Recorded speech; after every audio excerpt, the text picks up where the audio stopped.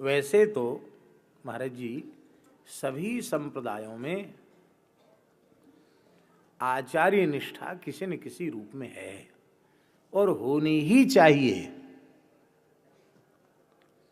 भगवान वेद की आज्ञा है, आचार्यवान पुरुषो वेद, आचार्यवान पुरुषो वेद, भगवती श्रुति कह रही है। आचार्यवान पुरुष ही ब्रह्म तत्व की अपरोक्षानुभूति का अधिकारी है। आचार्यवान का अर्थ होता है आचार्यनिष्ठ। आचार्य में निष्ठा जिसकी नहीं, आचार्य की निष्ठा का स्वरूप क्या है? भगवान के वाक्यों में आचार्यम माम विजानीयात, माम विजानीयात है, माम इव विजानीयात नहीं। आचार्यम मामिव विजानीयात नहीं, आचार्यम माम विजानीयात नावमन्येत करहिचित, नावमन्येत करहिचित। अनुकूल से अनुकूल और प्रतिकूल से प्रतिकूल व्यवहार होने पर भी आचार्य तत्व गुरु तत्व की अवमानना कभी न करे।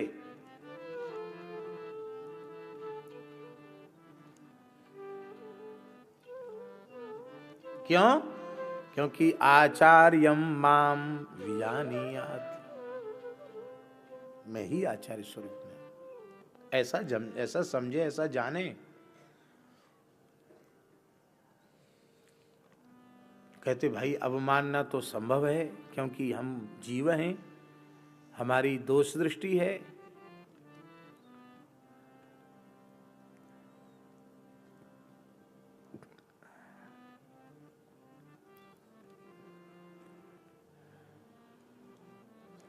विनय पत्रिका में गोस्वामी जी ने कहा, आप पाप को नगर बसावत, आप पाप को नगर बसावत सहन सकत पर खेरो। अपने स्वयं तो पाप का बड़ा महानगर बनाकर बसाकर बैठे हैं और दूसरे ने खेरा, कहते हैं एक दो झोपड़ी बना लेने को। किसी दूसरे से एक दो कोई भूले भटके पाप बन गए तो उसका तिल का ताड़ बना करके और फिर सब काम छोड़ करके उसी के पीछे पड़ जाते हैं।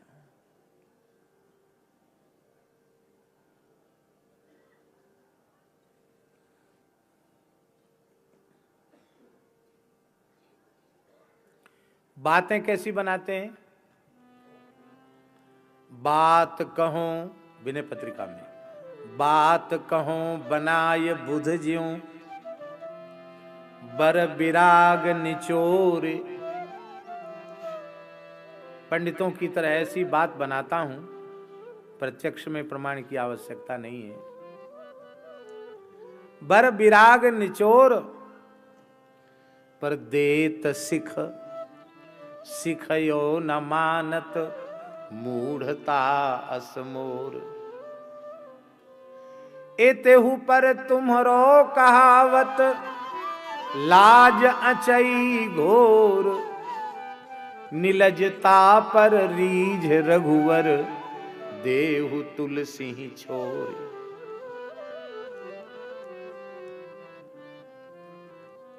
क्या कहना?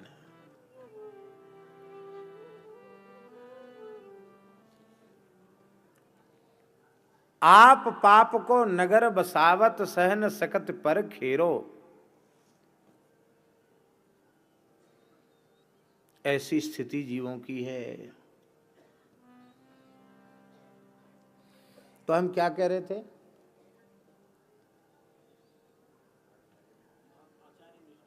हाँ, आचार्यम, हाँ ये कह रहे थे कि दोष दृष्टि बनी हुई है, अपने दोष का दर्शन नहीं है। और महाराज जी दास का ऐसा मानना है, तो स्वयं में जब तक दोष का लेश भी रहेगा तब तक दोष दृष्टि का पूर्णता अभाव संभव नहीं है, नहीं है, नहीं है। अपना पूर्ण निर्दोष होने पर सर्वत्र ब्रह्म दृष्टि हो जाएगी।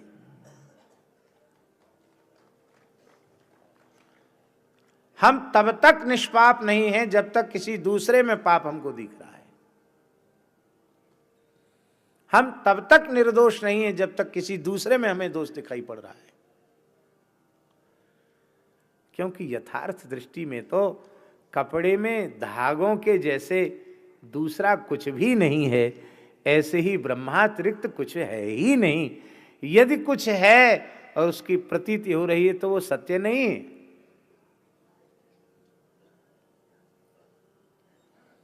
या तो ज्ञान से या भक्ति से या निष्काम कर्मयोग से आप जिस मार्ग का पथिक बनना चाहें बने अपनी योग्यता के अनुसार, लेकिन पूर्णता वही है। तब कैसे दोष दृष्टि का अभाव हो? दोष दृष्टि का अभाव हुए बिना श्रद्धा दृढ़ नहीं होगी, विश्वास पुष्ट नहीं होगा, और उसके बिना कुछ संभव नहीं है। श्रम एव ही केवलम।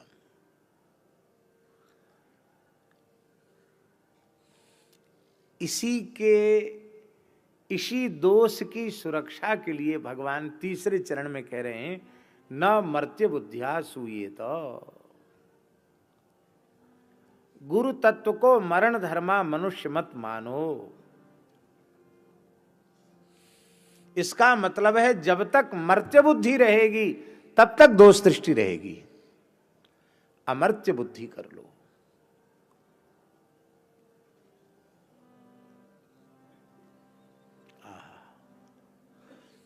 बोले भाई कैसे मान लें? लोग कहते प्रत्यक्ष प्रमाण है। उनका जन्म हुआ, बचपन देखा, जवानी देखी, बुढ़ापा भी देख रहे हैं, अंतिम यात्रा भी देख ली, क्रिया तो सब मनुष्य के जैसी है, कैसे न माने?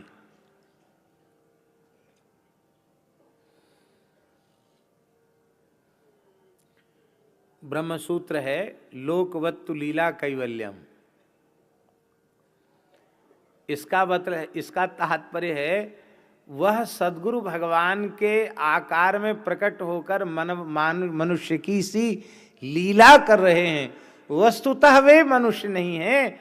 ऐसी श्रद्धा, ऐसी प्रतीति, ऐसा दृढ़ विश्वास सत शिष्य के अंतःकरण में होना चाहिए, तभी उसकी आध्यात्मिक उन्नति होगी।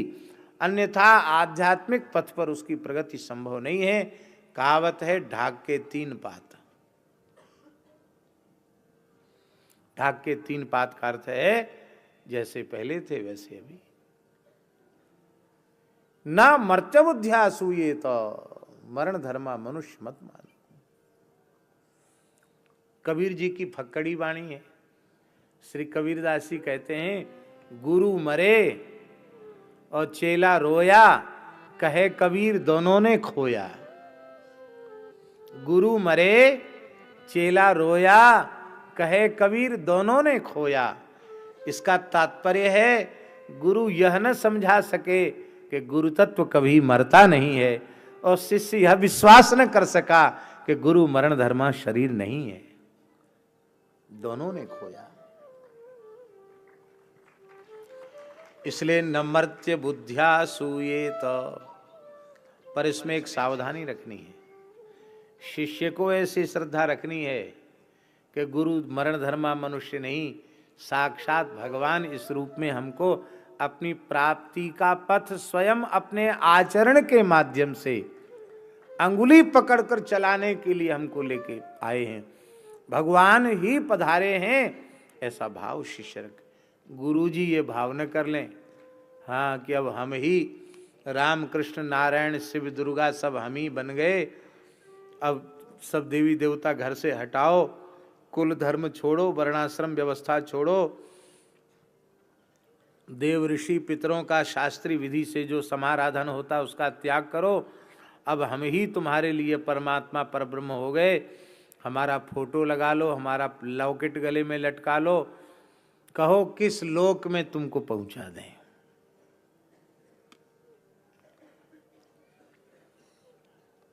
भूल से भी गुरु के मन में ऐसी भावना आ गई तो वह गुरुत्व से च्युत हो गया। इसलिए गुरु को तो यही समझना चाहिए कि मैं दासानुदास हूं, मैं भगवान का हूं, भगवदीय हूं, पर शिष्य की श्रद्धा ऐसी होनी चाहिए। तो सभी संप्रदायों में आचार्य निष्ठा है और होनी भी चाहिए। अभी हमारे आरंभ में आज श्री बाबा भूपेंद्र सिंह जी ने इतना सुंदर श्री सुखमणि जी का उदाहरण दे करके इतना सुंदर आज का सत्संग आपने कराया, और आपका भी मंगलमय स्मरण उस सत्संग में किया कि महाराज जी ने हमको आज्ञा दी थी कि सुखमणि जी का खूब चिंतन करो, और उसका बहुत सुंदर एक उदाहरण भी बाबा साहब ने प्रस्तुत किया। ये क्या है?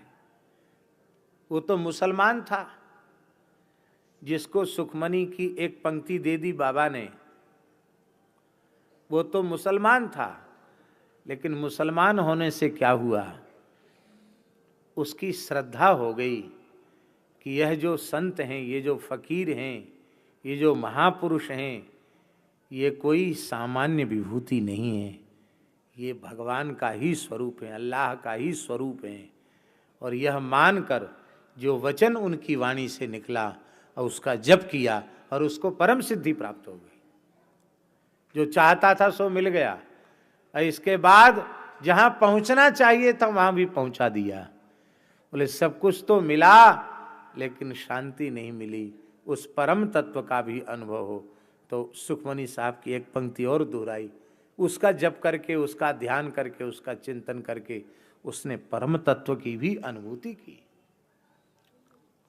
और हमारे सालासर के निकट विराजने वाले स्वामी जी ने भी, हम तो समझते ही नहीं थे, इतना सुंदर मांडुक्य कारिका का स्मरण करके बड़ा सुंदर प्रवचन श्रद्धेय स्वामी जी ने, जो सालासर क्षेत्र में ही विराजते हैं, उन्होंने भी बहुत सुंदर प्रवचन दिया।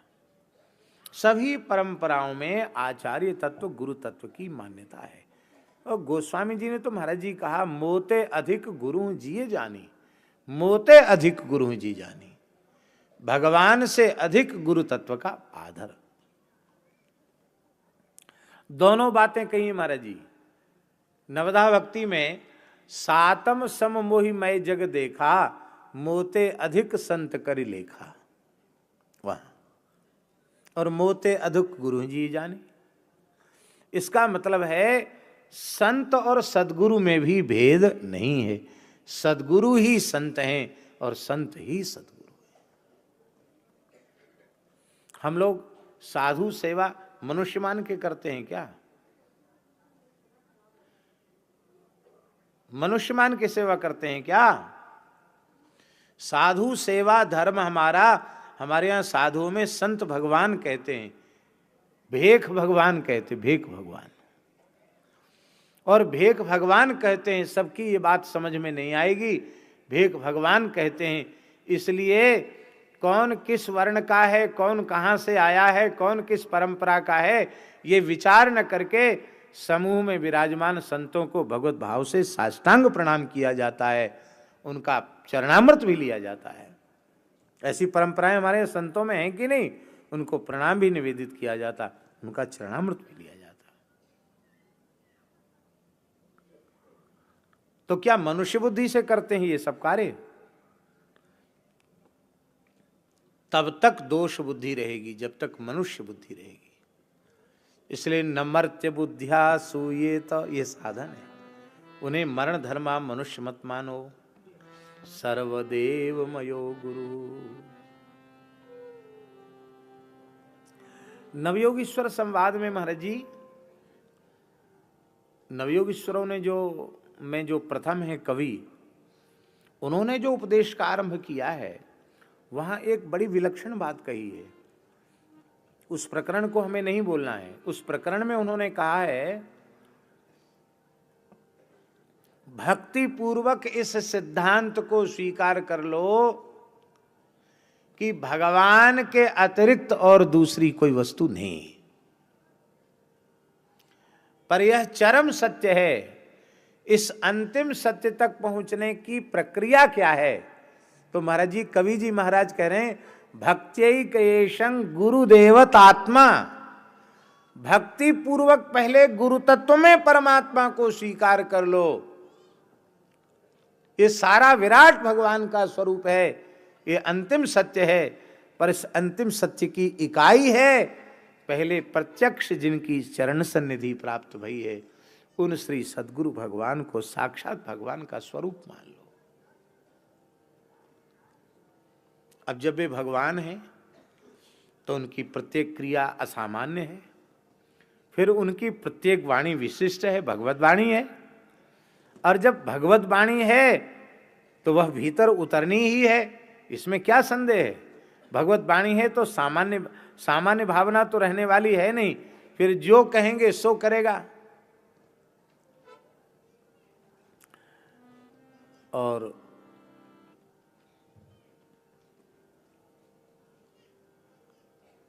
इस प्रकार की निष्ठा श्रद्धा जिसमें होगी, यद्यपि हो सकता है इस बात को सब लोग स्वीकार न करें, लेकिन अपने मन की बात कहने का अधिकार तो सबको है। दास का ऐसा मानना है महाराज जी कि व्यक्ति सामर्थ्य शून्य है, अत्यंत सामान्य है, लेकिन गुरु तत्व के प्रति जैसी श्रद्धा आपके चित्त में होनी चाहिए, ऐसी श्रद्धा यदि उस स्वरूप में आपकी है तो आपको कहीं जाने की आवश्यकता नहीं, वहीं से सब कुछ प्राप्त हो जाएगा। और समर्थ से समर्थ महापुरुष प्राप्त हैं, पर आपकी उनमें मनुष्य बुद्धि है, मर्त्य बुद्धि है, दोष बुद्धि है। तो हो सकता है अत्यंत निकट रहकर मिले तो कुछ नहीं, उल्टे और पता नहीं क्या खुरापात दिमाग में आ जाए। न मर्त्य बुद्धिया सूये तो सर्वदेव में आते न वह परमेश जो गुरुदेव के आकार में, आते न वह श्री राम जो गुरुदेव के आकार में, आते न वह घनश्याम जो गुरुदेव के आकार में, रहता अंधेरा ही अंधेरा मोह का संसार में, होते सभी रत भोग में अपना ही स्वार्थ साधते, होते सभी रत भोग में अपना ही स्वार्थ साधते, है कौन निष्कामी बना देता लगा उपकार में, है कौन निष्कामी बना देता लगा उपकार में। क्या हित किया गुरुजी ने हमारा? अंतःकरण तमनाश हित निज बचन किरण प्रकाशी के, अंतःकरण तमनाश हित निज बचन किरण प्रकाश के, है इस तरह से कौन लगता जीव के उद्धार में, है इस तरह से कौन लगता जीव के उद्धार में। गुरुदेव के गुरुदेव के चरणार बिंदों की शरण जब तक न ली, गुरुदेव के चरणार बिंदों की शरण जब तक न ली। दिन जिंदगी के इस तरह कितने गए बेकार। दिन जिंदगी के इस तरह कितने गए बेकार। गुरु हैं दयालु दीन वत्सल राम संशय छोड़ दे। गुरु है दयालु दीन वत्सल राम संशय छोड़ दे। तेरा भला हो जाएगा तू रह पड़ा दरबार में। तेरा भला हो जाएगा तू रह पड़ा दरबार में।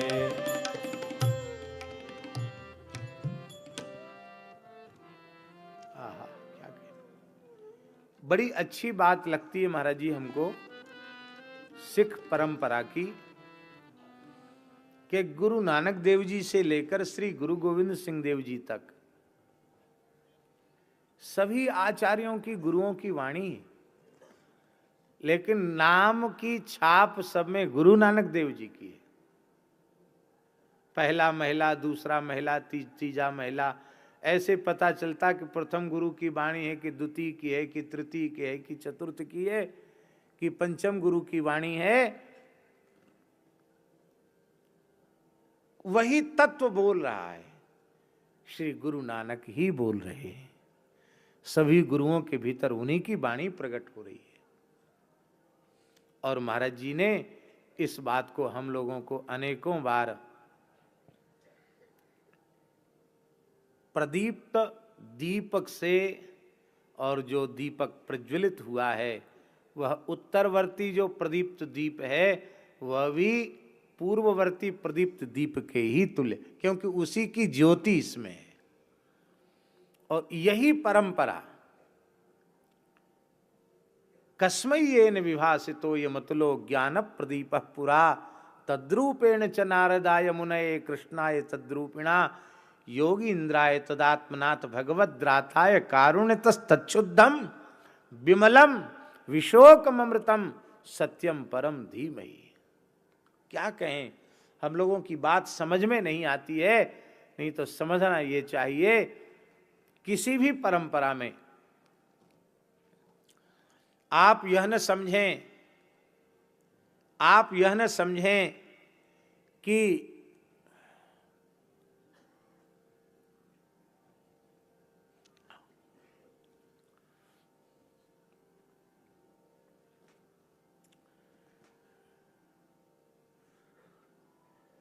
श्री कृपा बिहारी लाल की जय।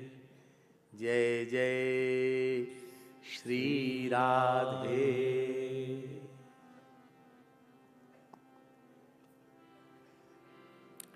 भगवान शंकराचार्य की पवित्र परंपरा में जिन्हें उपासना की पद्धति प्राप्त हुई है दास के विचार से, उन्हें यह अनुभव करना चाहिए कि जिन सद्गुरु भगवान ने शंकराचार्य की पद्धति के अनुरूप आपको उपासना के पथ का निर्देश किया है, वो वस्तुतः उन आदि शंकराचार्य भगवान ने ही आपके गुरुदेव के रूप में वह उपदेश आपको प्रदान किया है। ऐसी श्रद्धा होगी तो आपका कल्याण होने में कोई संदेह नहीं। मेरा विश्वास है आपका यह जन्म अंतिम जन्म होगा, यह शरीर अंतिम शरीर होगा, आपका काम बन गया।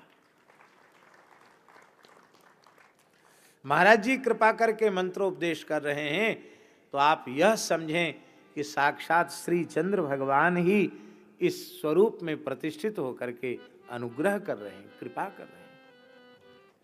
श्री रामानंद भगवान ही कृपा करके इस स्वरूप में आकर अनुग्रह कर रहे हैं।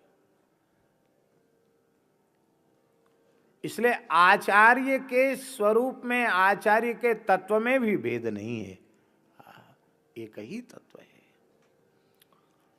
और गहराई में जाएं तो वह एक अद्वितीय तत्व ही आचार्य तत्व के रूप में है। तो किसी आचार्य में कोई भेद नहीं, सब आचार्य एक स्वरूप में है। कोई भेद है? कोई भेद नहीं।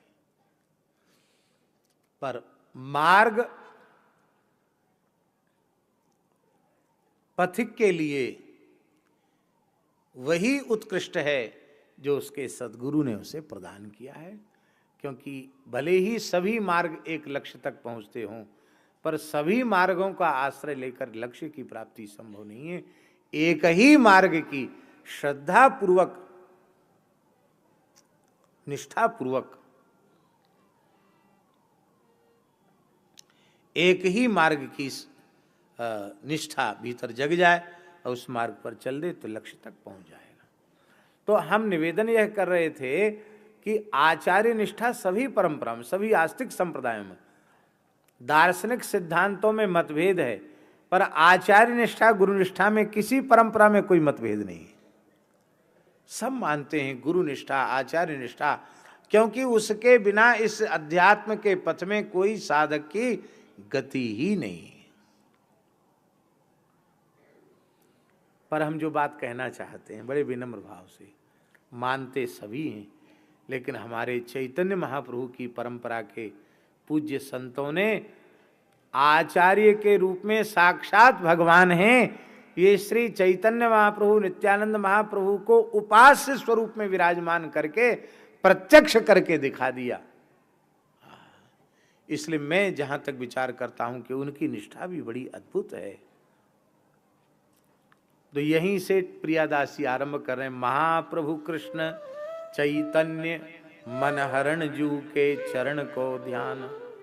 मैं महाप्रभु कृष्ण चैतन्य देव के चरणों का और उनके श्री चरण ही मुझे अपने गुरुदेव श्री मनोहर दास जी के श्री चरणों के रूप में प्राप्त हुए हैं। इस भाव से चैतन्य महाप्रभु मूल आचार्य और फिर अपने गुरुदेव श्री मनोहर दास जी के चरणों का मैं चिंतन कर रहा था और नाम मुख गाइए वाणी से महामंत्र का कीर्तन कर रहा था।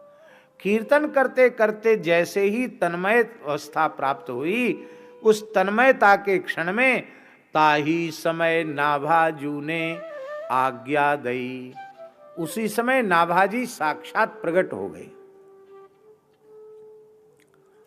अब महाराज जी विचित्र बात है, ताही समय नाभाजू ने आज्ञा दई, आज्ञा दी,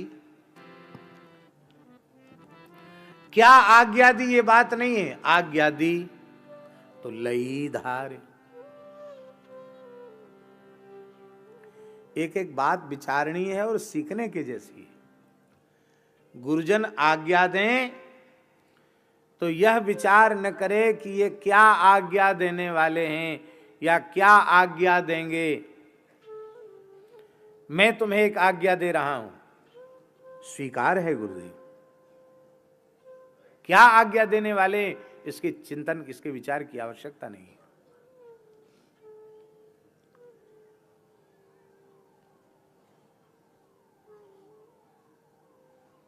इसमें एक बड़ी गहरी बात है। गोस्वामी जी की कोई बात अशास्त्रीय है नहीं, कोई भी बात पूर्ण शास्त्र सम्मत है। तुलसीदास जी कहते हैं, मातु पिता गुरु प्रभु की बानी, विनय विचार करिए शुभ जानी। माता पिता और गुरु की आज्ञा में विचार न करे, उस आज्ञा के पालन से शुभ ही होगा, ऐसा निश्चय करके उसका पालन करें। आप लोग कहेंगे फिर विवेक की तो कोई मान्यता ही, विवेक का तो कोई महत्व ही नहीं रहा। विवेक का महत्व नहीं है, क्या करें न करें, ये विवेक तो होना चाहिए। यद्यपि सैद्धांतिक रूप से यथार्थ में जो माता पिता या गुरु होगा, यथार्थ शब्द कह रहे हैं हम, उसके मुख से कभी ऐसी कोई बात निकल ही नहीं सकती है जिससे पुत्र अथवा शिष्य का अकल्याण हो।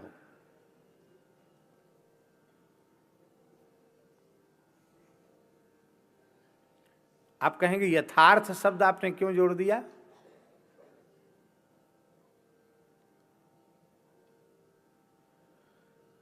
पंचम स्कंद में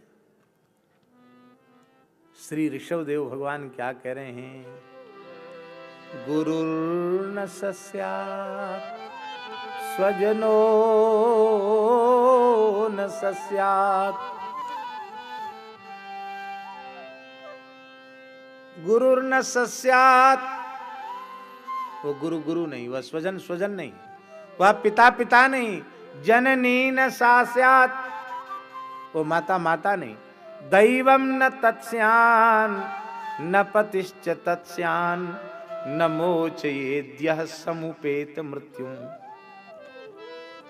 ये परिभाषा घटती हो तो है, नहीं तो नहीं है।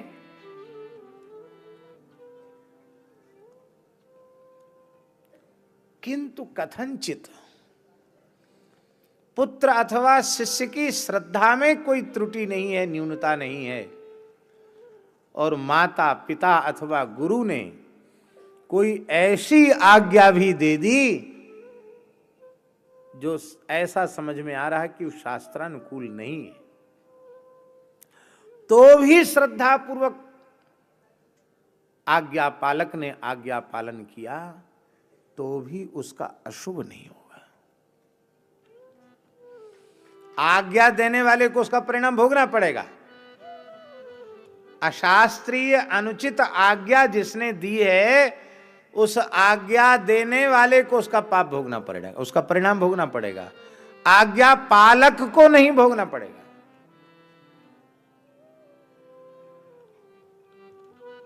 युधिष्ठिर को धर्मराज कहा जाता, धर्मराज हैं कहा जाता नहीं है, युधिष्ठिर धर्मराज हैं। और उनके ताऊ जी ने कहा जुआ खेलो। क्या युधिष्ठिर जुआरी थे? क्या द्यूत का व्यसन था उनको?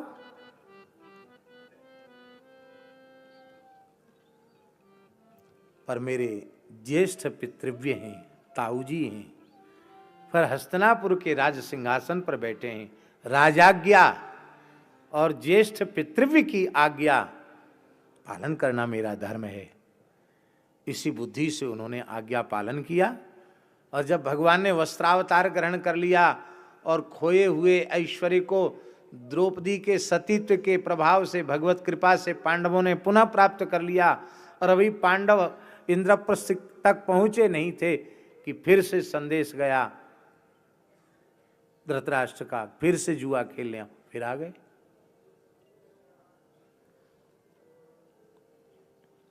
एक बार दुष्परिणाम भोग चुके थे तो हाथ जोड़ लेते, फिर आ गए।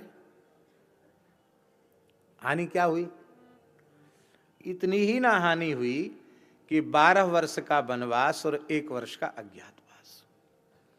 लेकिन हम बड़ी विनम्रता पूर्वक निवेदन करते हैं कि पांडवों के वनवास के 12 वर्ष हरि गुरु संतों की कृपा का कितना विलक्षण हेतु बने। वो पांडवों के वनवास प्रकरण को आप हटा दें महाभारत से, महाभारत में कुछ नहीं बचेगा। कितने ऋषियों से संवाद हो रहा है, धर्म की कितनी सूक्ष्म व्याख्या हो रही है। पूरे भारतवर्ष के किसी तीर्थ में चले जाओ, पांडवों की कीर्ति सब जगह दिखाई पड़ती है, कौरवों का कहीं नाम निशान नहीं है। हानि क्या हुई युधिष्ठिर की? कोई हानि नहीं हुई। और जिसने जुआ खेलने की आज्ञा दी महाराज जी धृतराष्ट्र ने, उस धृतराष्ट्र के मरते समय 100 पुत्रों में से 1 पुत्र भी सामने उपस्थित नहीं रहा। पांडवों का बाल बांका भी नहीं हुआ। इसलिए बिनई विचार किए शुभ जानी। बड़े आज्ञा दें तो ये मन में नहीं सोचना पता नहीं क्या कहेंगे, नहीं, जो आज्ञा। क्यों? केवल आज्ञा गुरुजन नहीं देते हैं, आज्ञा के साथ आज्ञा पालन की सामर्थ्य भी देते हैं, शक्तिपात करते हैं वो।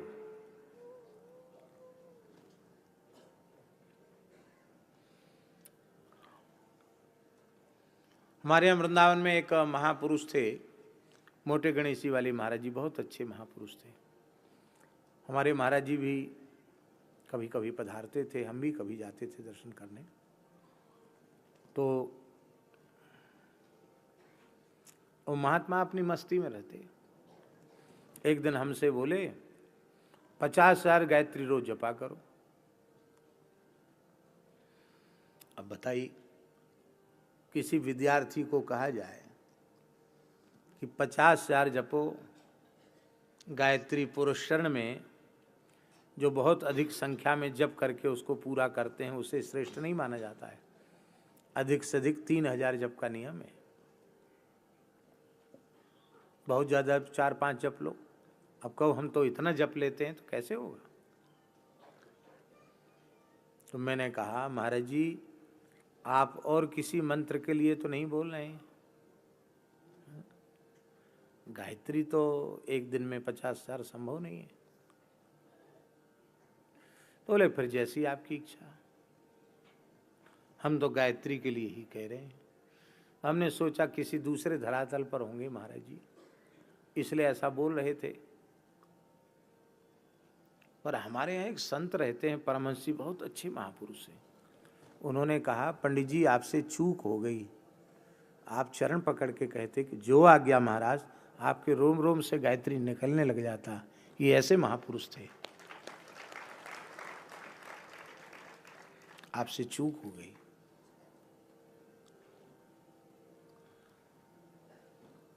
हमने कहा हम द्वारा जाके कह दें। बोले नहीं, अब द्वारा तिवारा में तो अब नहीं, अब तो जो हो गया सो हो गया।